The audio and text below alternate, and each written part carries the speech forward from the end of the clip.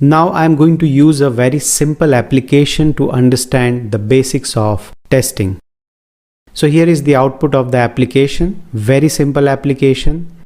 When you load the application, it shows 0. This is just a counter, and on increment, it gets incremented by 1. As you can see, when I increment, it increments the value by 1. Now we will implement testing on this component first, and then we will improvise as we proceed further.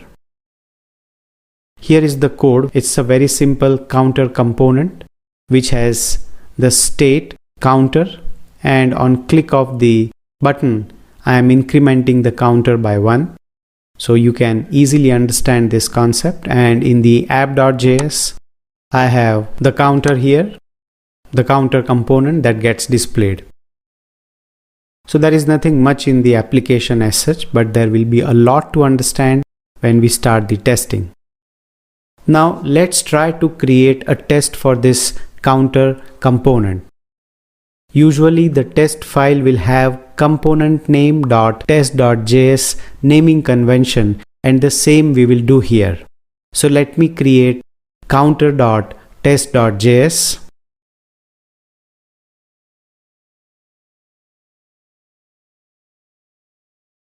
So let's first import React from React. Why do we need this here? Simple, it's because we are going to test the React component, so we will need it. We will also need to render the component virtually, that is, in the virtual DOM, the component is rendered. So I will also import the method render to render the component from the React testing library, and also the screen method to get access to virtual DOM. React testing library is already installed with CRA, that is the Create React App, which we have already seen in package.json. Still, let's check it again. Here you see the testing library installed.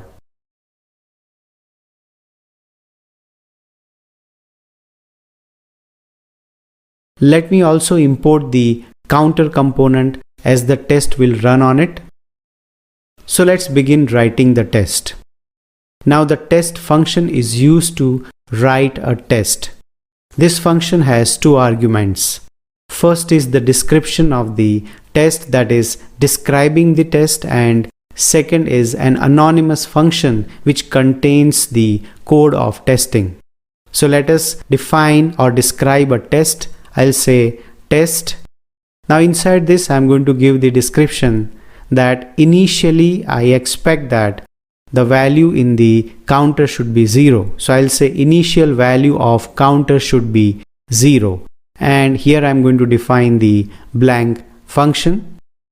Now inside this function, the first thing is to render the component. Let me quickly show you the code which by default the app.test.js offers.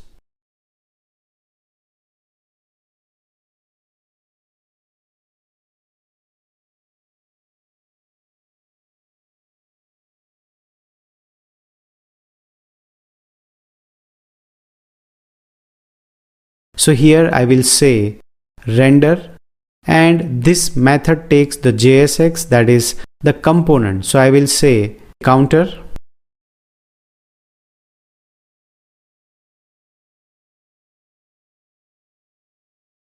Now the same line you can write like this also. You can say const component is equal to render, and then counter, and then later the component object gives you the access to screen, that is the virtual DOM.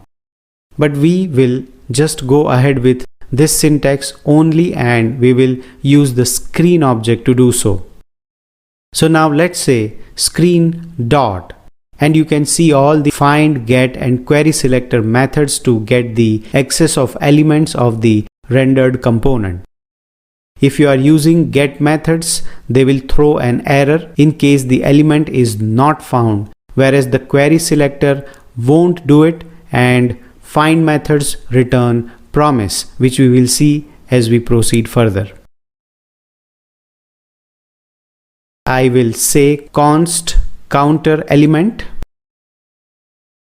is equal to screen dot get by text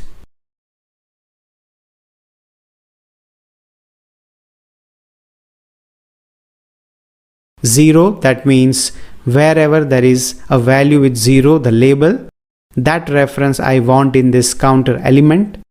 Then I will write expect counter element. Here you can say various matchers. Right now we are going to use to be in the document. That's it. So now first test is return, where we say that render the counter component, get the reference of the element which is initially 0, and we expect that there has to be an element in the document which has value 0. So that means the element is present, the element is existing. Alright, now let me remove the app.test.js as we won't be writing any test in it.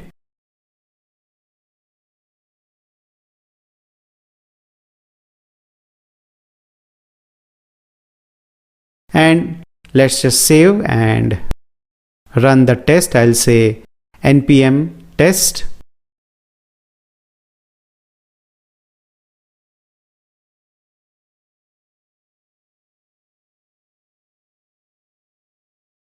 As you can see, it is showing the test pass and initial value of counter should be 0 is ticked correct. Let's change the value from 0 to 1 and see what it does. I'll go to counter.js and change the use state 0 to 1. Just save, and there you see the error.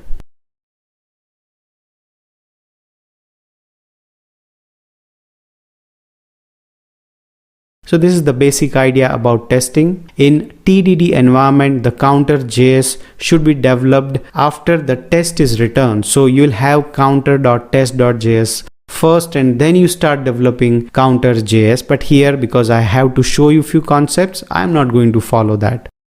Certainly when you write a test, the first is always the red phase, that is the failed test. Then the developers refactor, that is make the respective corrections or provide the right values. And then the third phase comes in picture, that is the green phase, or you can say the past test. But that also I did not follow because we are learning the concept and it is the very initial stage for you to understand. So I am not following those things, but when you practically do it in the development environment, certainly you are going to take care of all such things. So this should give you a basic idea about testing. As we proceed, you will see various combinations and possibilities, including events and user interaction.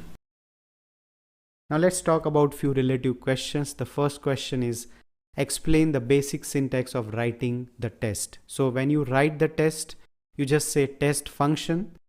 Here you give the first string, that is the description. You describe the test, and you have the second anonymous function in which you render the component or you write the assertions. That's how you define the test. So this is the basic syntax of writing test using the test function.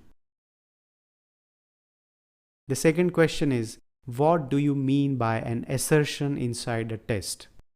Well, the assertion means when we write expect and then we have various assertions. For example, let me just say expect dot. Now if you see, there are various methods like to be called times, to be called, to be. So you are comparing various situations here. You can say, for example, to be greater than. Let's say you have a numeric value and you just want to make sure that it is more than certain value. Say for example, you want that a variable should have value more than 20. So you'll say to be greater than. Here you may have, let's say, variable name x, and you say to be greater than the value, which value you want. So let's say more than 20, something like this. So the assertion basically allows you to define various possibilities in the test. So those are the validations you derive by writing the assertion, and that you do using the expect method, which further has many other methods to compare with different possibilities. The third question is, how will you render a component in a test? So well, you have the React testing library which you use, and render is the object, and you just use the component like we have done here, and that renders the component virtually for the test. The fourth question is, explain the screen object of the React testing library. So screen object is the object which allows you to deal with various elements of the DOM, that is the virtual DOM. And when I say dot, you see that there are various find, get, and even query selector methods which you can use to get the element in different manner, in different ways. Like you can get it by test ID, you can get it by text, you can get it by title. So you can get the reference of elements to check the values. So screen object actually gives you the access to the virtual DOM when the component is rendered inside a test.